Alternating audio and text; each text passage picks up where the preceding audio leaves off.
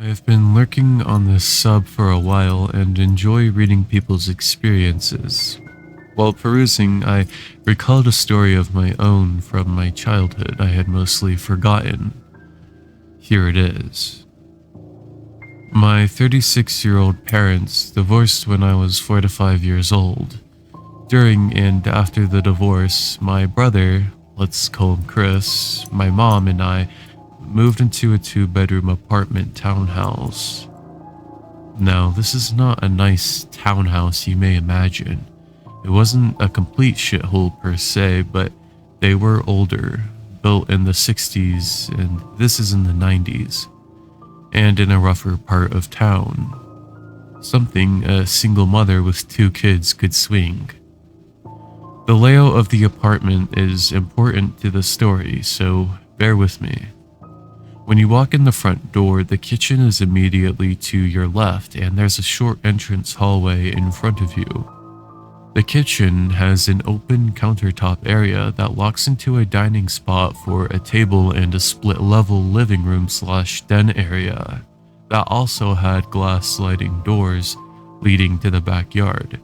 No fence or privacy, where there was a rather sad and sparse playground. In the hallway entrance again on the right is a staircase leading up to my mom's and my brother's rooms. One day after school, my brother and I are out playing in the backyard on the playground doing our kid stuff when my mom told us she wanted to go check the mail. The mailboxes of the apartments are located at the front entrance, which is on the opposite side of the complex from us. Naturally, me being 5 and Chris 9, my mom didn't want to leave us alone, especially since it was about dark outside. We came inside and got ready to leave. On the way out, I remember my mom asking Chris if he had closed and locked the sliding glass door. Chris said he had. Cut to, we are back from the mailroom. It's maybe been 20 to 30 minutes max. It's hard to recall fully, but my mom unlocks the apartment door. I'm lingering in the car for some reason or another. Chris doesn't notice I'm not in the apartment yet, and on the stairs leading to the bedrooms on the right, he sees someone's feet disappear at the top of the landing, as if someone were running to hide. Thinking they're me, he doesn't think something's off. Chris goes to the kitchen and I actually go upstairs directly into our bedroom to get ready for the bed/bath in the bathroom. My mom is at the table in the dining area, near the split-level living area downstairs. While I'm completely clueless getting ready for bed in the bathroom, Chris from downstairs keeps hearing someone walking around in my mom's bedroom. Now, I had a bad habit when I was this age of going through people's stuff. Not maliciously, I was barely 5, just curiosity. Whatever. And Chris, thinking I'm being a nosy bastard, going through all of our mom's jewelry, etc., runs upstairs to catch me in the act and get me in trouble.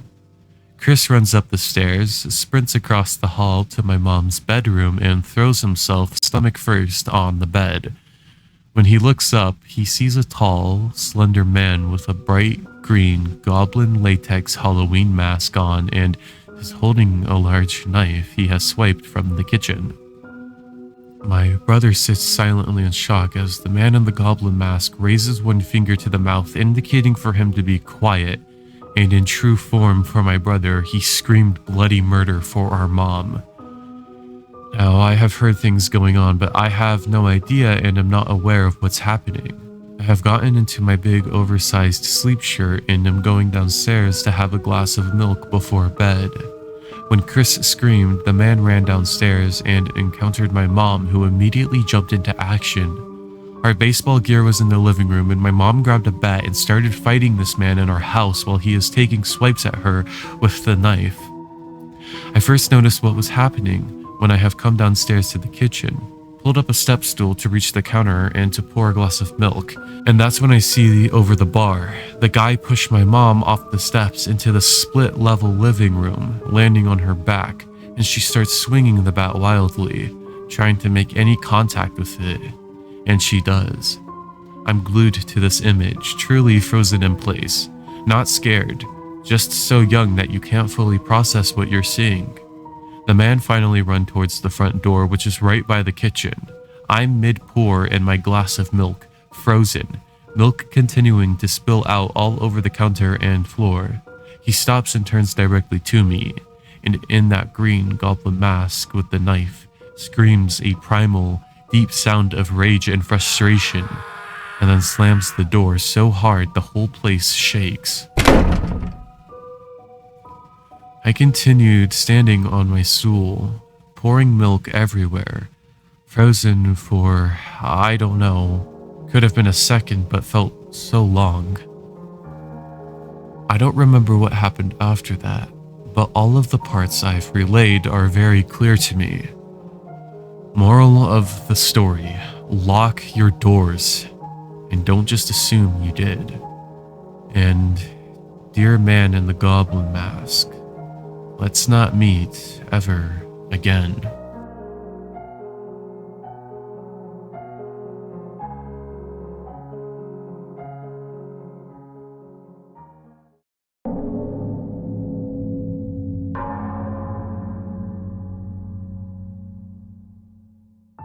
This happened a few years ago in my old one-person flat. I had a strange feeling that something wasn't right for a few days, like I was sure that food in the fridge was less than I put back the last time. I found pillows from my couch on the floor, stuff like that. I lived alone back then, so there wasn't anyone else with access to my flat. Or so I thought. Well, one night I woke up around 1 in the morning, sweating, and even though I didn't remember, I was sure I woke from some nightmare. Since I was drenched in sweat, I decided to take a shower. So I put my phone up in the bathroom for music, turned on the water, and enjoyed my shower. A few minutes in, I heard the door move. I never close it, but it still never moves.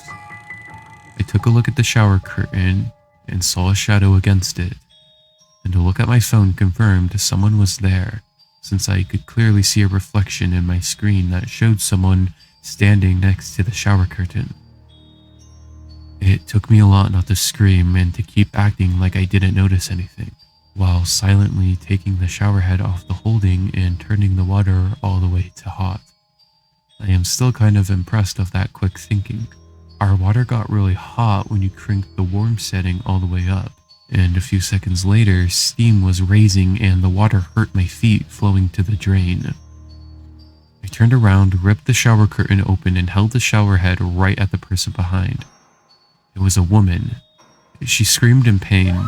I whacked her in the face with the shower head and jumped out of the shower and ran to the door, taking the key out of the lock and locking it closed behind me.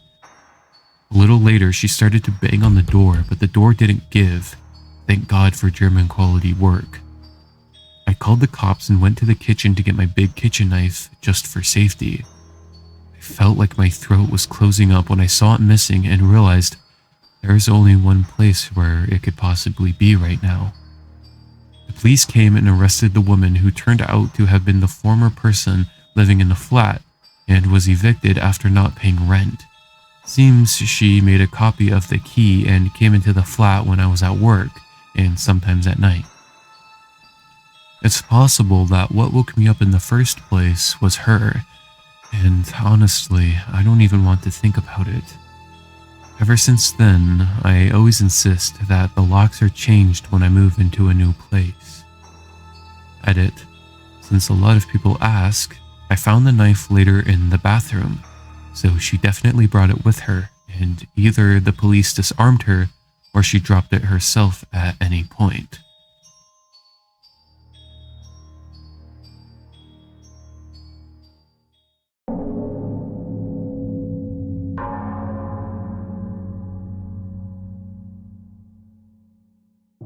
I I'm a 20-year-old female as of the time I'm writing this, but was 17 when this story took place. I lived in a house with both of my parents, and I was the only sibling. By the time this story happened, my parents left the house for a bit to go hang out with some of their friends from work and said they wouldn't be back till late at night. Obviously, as a 17-year-old, I was excited to hear this because the thought of being home alone was like vacation to me. So a few minutes later, both of my parents left the house and it was just me. I mostly just sat in the living room watching TV and whatnot, then decided to cook dinner. I ate my dinner and watched TV a bit more, but as I was washing my dish, I heard creaking above my head. It was coming from the ceiling. I thought maybe it was mice or something, even though looking back on it, it couldn't have been anything but a human. Cut me some slack, I was a dumb teenager. Anyway, I brushed it off thinking it was mice or just some random house noises. It's about 10 p.m. now and I'm ready for bed. I lock all of the doors in the house, knowing my parents have a key to get in. Now, I get in bed and try to sleep even though I feel a sense of paranoia, but that was just because I was home alone. Anyway, I start to hear creaking in the attic again, but this time it's more consistent. This obviously didn't fucking help with the already large sense of paranoia that I had, so I was completely on edge at this point. About 5 minutes pass and that's when I hear noises in the kitchen. They're not loud, just random clinks like jars hitting each other. Obviously, I was freaking the fuck out at this point. I thought someone had broken in or something, I don't know, so I called my parents and told them to please come home as quietly as I could. I didn't give a fuck if this was just my mind playing tricks on me or not. I wasn't taking any chances. My parents immediately came home, and when they did, I came out of my bedroom. There was no sign of a break-in, but there was food missing from the fridge, and the backyard door was unlocked, even though I precisely remember locking it along with the front door. That's when we look at the backyard camera that we had installed, and we saw a woman carrying a grocery bag, which we assume was full of food that she took from the fridge. I explained how I heard creaking up in the attic, and my parents came to the conclusion that she was a squatter. Obviously, this caused my parents to check the earlier footage of the camera to see when the lady had originally entered the house, and what we saw I will never forget. We witnessed her break into the backyard door because, I don't know, we must have left it unlocked that night.